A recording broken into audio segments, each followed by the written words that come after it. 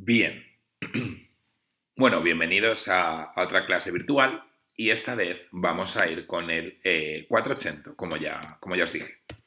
Bien, aquí tenemos las características generales del Renacimiento que aplicaremos a las obras de arte. Vale, entonces ya sabéis que es la antigüedad clásica, un poco redescubrir los clásicos, belleza y armonía por medio de la naturaleza aplicando el ingenio humano, el hombre como medida de las cosas, neoplatonismo, busco la verdad, idealizo la perfección, la libertad, no copio, interpreto o reinterpreto, hago perfecta la obra y gente me paga para que yo haga la obra perfecta, ¿no? Arte libre. Bueno, vámonos con el 480. 480 básicamente significa, bueno, alude al 1400.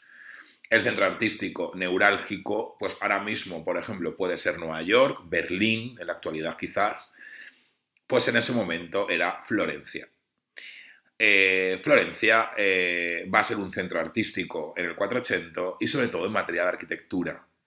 Entonces, empezamos porque la antigüedad, bueno, las características de la arquitectura del 480 es la antigüedad, básicamente, van a tomar elementos constructivos romanos y clásicos, pues lo que hemos visto, ¿no?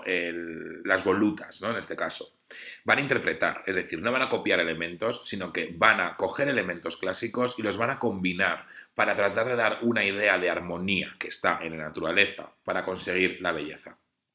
Entonces, se van a sentir con la libertad de crear, es decir, el gótico es un arte internacional que lo que pretende es hacer todos por el mismo canon, es decir, una catedral gótica, una iglesia románica, se sigue una serie de normas, cruz latina, tienes que poner un rosetón en el gótico, tanta altura. Aquí no, aquí es coge elementos clásicos y combínalos y crea cosas diferentes. Por otro lado, ellos van a asociar la luz como belleza. La limpieza de formas, la perfección, dicen, o sea, dicen que es la perfección, la belleza. Entonces van a rechazar el gótico. De hecho, el apodo de los góticos, los godos, se lo ponen ellos, los renacentistas. Entonces van a apostar por limpieza de forma. Cuanto más claro y más limpia sea la forma, más geométrica, mejor.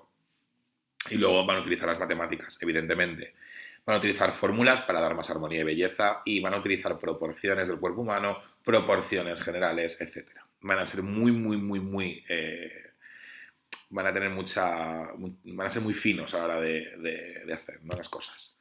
Bueno, pues todo empieza con Brunelleschi. Brunelleschi es un arquitecto de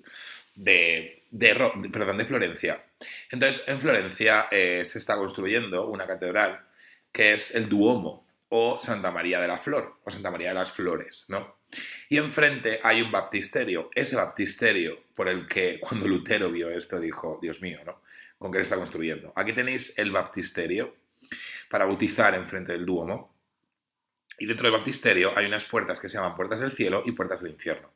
Las primeras de ellas las hizo un escultor, pero las segundas salen a concurso. El Papa hace un concurso entre los principales arquitectos y escultores. Evidentemente, aquí estas personas, Brunelleschi, etcétera y demás, son personas, el artista de esta época es un artista con nombre, es un artista que bien te hace una arquitectura como una escultura, ¿no? Entonces aparece las puertas del sacrificio de Isaac. Entonces van a hacer como unas franelas, que es como esos cuadraditos que veis aquí, ¿vale? Y se van a presentar varias personas. Voy a señalar a dos principalmente. Uno es Brunelleschi, un artista con renombre, y otro es Ghiberti, que Ghiberti es como bueno, pues es un artista también, un escultor, que bueno, que tampoco es tan conocido como Brunelleschi. Brunelleschi era como lo más en ese momento. Ahora veréis por qué es lo más. Bueno, pues se presenta Brunelleschi, se presenta Ghiberti, el famoso, el que no es tan famoso, y presentan estas dos franelas del sacrificio de Isaac, en la cual aparece Abraham matando a Isaac, Dios que le va diciendo, bueno, el ángel que le va diciendo de que no lo haga, etcétera y demás, que al final no, que le perdona al padre, etcétera y demás, y tal. Y de repente se presenta el concurso y ganan una de las dos. Y tenéis que adivinar cuál. Bueno, os dejo tiempo para pensar. Bien, ¿cuál es la que gana? La que gana es la de Ghiberti. ¿Por qué? Muy fácil, porque aquí le recuerda mucho a lo medieval. han utilizado como una construcción del gótico internacional, es decir, las figuras muy claras, bastante maestría, es verdad, pero aquí está todo con mucho más movimiento. La roca tiene movimiento, las telas cuelgan, recuerda la antigüedad clásica. Estos rostros, estos cabellos, estos rostros, ¿no? Aquí Abraham está como muy peinado, por así decir, aquí está completamente despeinado. Aquí hay un desnudo y aparece como la curva, no prasiteliana, pero casi, ¿no? La disposición de los objetos están como lejos, cerca. Entonces, esto recuerda más el Renacimiento y gusta más. Y al final acabamos ganando Ghiberti. Entonces, esto es un poco una curiosidad para que lo sepáis. Pero lo que nos interesa en arquitectura es Brunelleschi, Filippo Brunelleschi. Bueno, que sepáis que en esta época todos los artistas se ponen apodos. Hay un libro que se llama Las vidas de Vasari. Vasari es una persona de la época que hace vidas de artistas y miente en sus escritos. Es el típico que dice, yo a Brunelleschi le di la idea para hacer la catedral, tal. Pero bueno, él sí que aparece la verdad y es que aparecen muchos apodos, ¿no? Bueno, pues ya sabéis, de esta hacemos la descripción y demás, ¿no? Primero es una arquitectura. En esta arquitectura podemos ver una cúpula, una catedral, perdón, con un sistema de cúpulas. Este sistema de cúpulas está formado por una cúpula central y luego diversos elementos. Los elementos principales que vemos es el tondo, es decir, este círculo que recuerda a esta cúpula, perdón, al óculo de las cúpulas, ¿no? Este tondo romano, se va a llamar tondo. Bien, estos mármoles que también recuerdan un poco bueno, me recuerdan a Florencia, evidentemente, y esta cúpula bestial. Esta cúpula tiene la linterna, como ya sabéis, y luego unas nervaturas. Estas nervaturas es para recordar a la naturaleza. Es como, bueno, para intentar que estuviera viva, como los nervios, ¿no? De una flor, como las ramas, ¿no?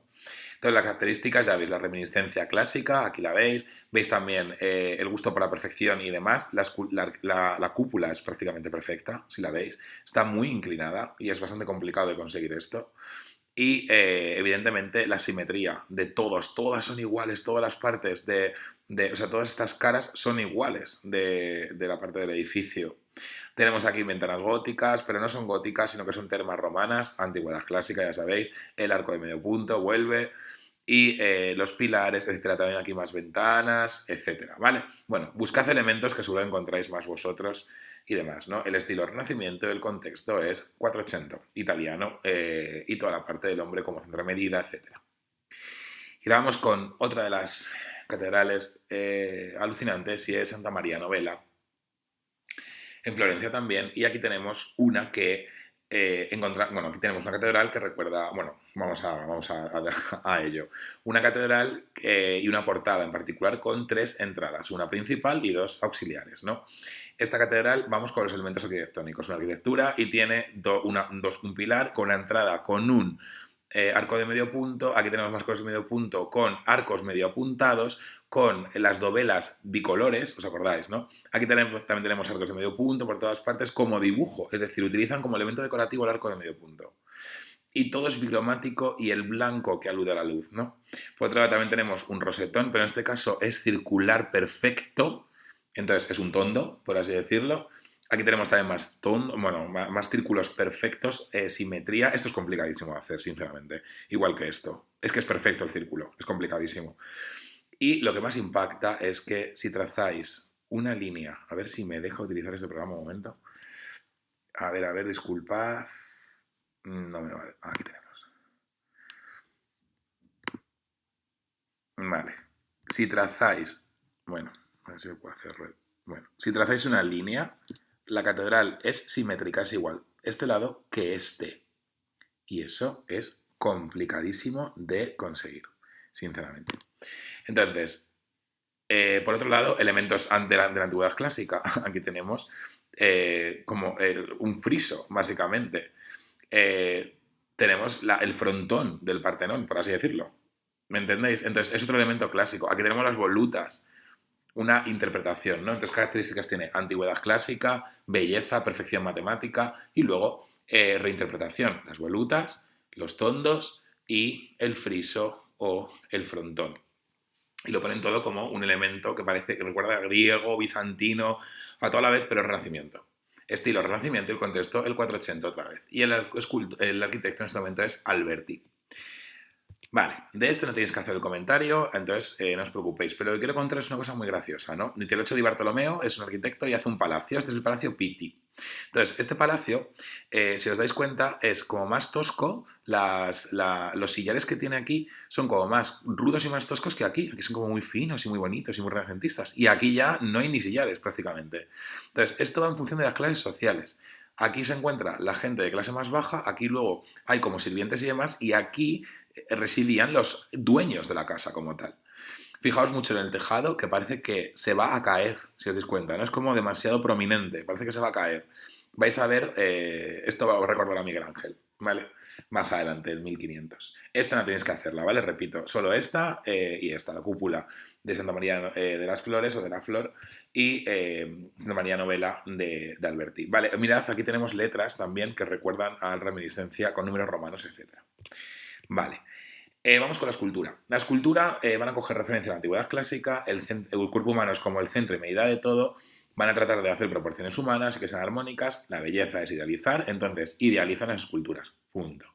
Y luego la pintura, que vamos a ver la junta, escultura y pintura, van a aplicar el ingenio humano. Esto es lo que quiero que sepáis. Es decir, aplican aplican unas técnicas nuevas muy interesantes. Florencia va a seguir siendo el centro artístico, la escultura y la pintura. Bueno, pues vamos con unas pocas escultores. El primero, Donatello.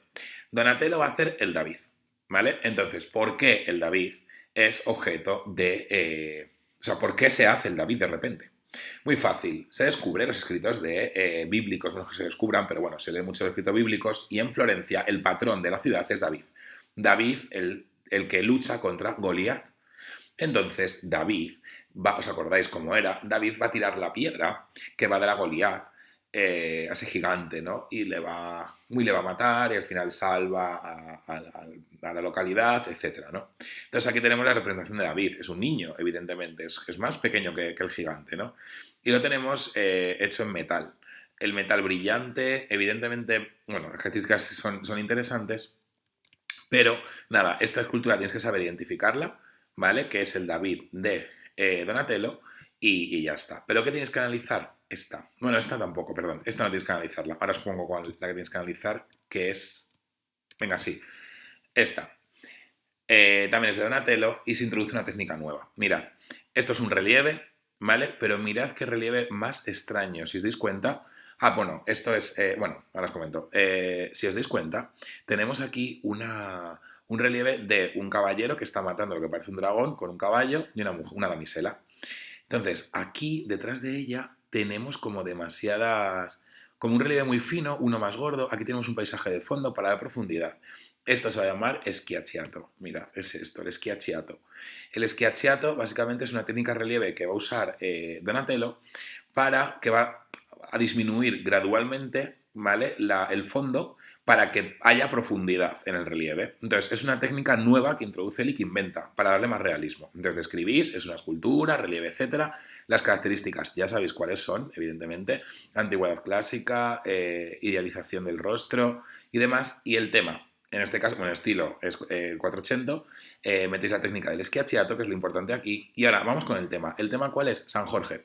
San Jorge, bueno, según cuenta la leyenda, es el patrón de, bueno, aparte de ese patrón de los pintores también cuenta la leyenda que mató a un dragón, o sea, mató como a un ser para quedarse con una damisela. Entonces, esto es el típico cuento medieval, que de dragón que busca o sea, perdón, de caballero que libera a la damisela de un dragón, pues es San Jorge, en realidad, ¿no? Bien, aquí lo tenemos, San Jorge y el dragón, ¿no? Vale, bueno, aquí tenemos más ejemplos de Schiacciato. Esta es alucinante, este metal es bestial, es precioso. Bien, y vamos con pintura. Pintura, vale, tenemos dos, ¿vale? Entonces, es importante que analicéis las dos, ¿vale? Pero no os preocupéis que no voy a ir, vamos, que no va a ser tampoco muy complicado. La descripción es una pintura, ¿vale? Sóleo y sobre lienzo y el autor es Mantegna. Mantegna va a introducir una característica nueva. Las características ya sabéis, antigüedad clásica, rostro idealizado, cuerpo perfecto, pero mirad el cuerpo, ¿no es muy raro? Es decir, es como muy ancho, la tripa, el pectoral, los pechos están como muy raros, las manos, la posición es extrañísima. Vale, pues ¿qué ha inventado Mantegna o qué ha tratado de hacer? Ha tratado de hacer el escorzo. El escorzo es algo que creo que os tengo que explicar en clase y es tratar de representar a las personas así tumbadas. Es decir, ¿os acordáis de los egipcios que, por ejemplo, ponían a las personas de perfil, el pecho de frente y las piernas de lado porque era más fácil de pintar así las cosas y los brazos moviéndose como en forma de X o algo así porque ellos podían perfectamente, porque así era más fácil? Pues Mantegna va a tratar de hacer las figuras en escorzo, de pintar como si estuvieran, o sea, con muchísima profundidad. Entonces, aquí le sale un poco mal, sinceramente, pero es un esfuerzo que hay que, bueno, lo inventa él, por así decirlo. Y aquí tenemos Botticelli. Botticelli es algo muy interesante, pero lo que nos interesa es que esta pintura se llama Venus de Milo. Esto no hace falta que la analicéis, pero os tenéis que saber el nombre, la Venus de Milo. Y aquí tenemos cómo la Venus de Milo, Botticelli lo que hace es mete una cosa muy interesante y es que hace los rostros perfectos y todo perfecto, muy etéreo, muy ligero, pero mete pinceladas, es decir, no lo podéis ver desde aquí, no se aprecia mucho, pero todos los rostros están perfilados, es decir, le pasa como si fuera un pincel negro del contorno para hacer el dibujo. Vale, es algo bastante característico.